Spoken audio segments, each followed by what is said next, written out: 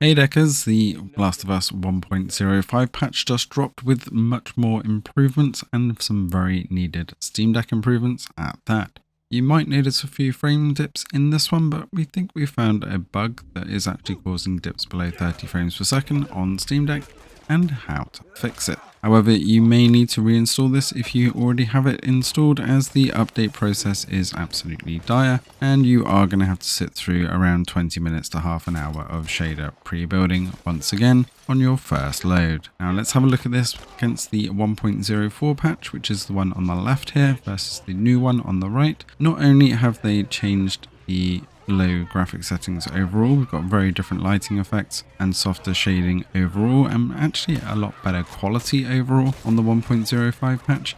But we are also getting much better frames, and the FSR2 quality mode is definitely a lot better here. Bring it full screen, you can see we did have it capped on 30 frames per second in the previous patch, but all the other settings are matched, and we were regularly dipping under the 30 mark, especially when we're moving around, and we had huge micro stutters as well in general play. Moving over to 1.05, said the lighting is very different. They have really brightened things up, but the FSR2 quality mode is also much clearer, and for the most part we can actually stay over 30 frames per second, and the frame time does seem a little bit more stable. So just a recap on the settings then, we are on the low graphics preset, and under the display mode we are set to quality on the FSR2. We do have motion blur and VSync turned off. We actually want to put the frame rate cap up to 40. If you have this frame rate cap at 30, it does constantly dip below that. And also, after you've done the massive shader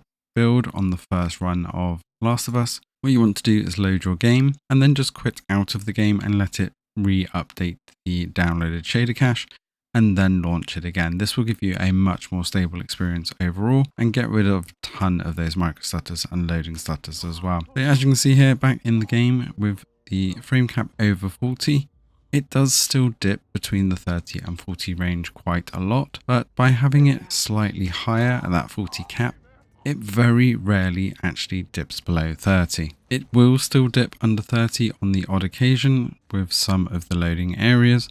However, it's so much smoother overall. I wouldn't actually be surprised if we see this as officially playable in the coming weeks, and they have got more improvements to make on this. However, I would put this as playable now. The only thing I would bear in mind is you're probably only going to get around an hour battery life, and capping this at 30 frames is not really going to extend it at this time. It is sitting at the 28-29 watts range. It does run very hot, and you're going to get an hour, maybe an hour and a half at the absolute tops. Hopefully we'll still see some more improvements on this, and we'll keep an eye on it. But if you did want to dive into this, then now is a good time to start. Thanks for watching, and see you in the next one.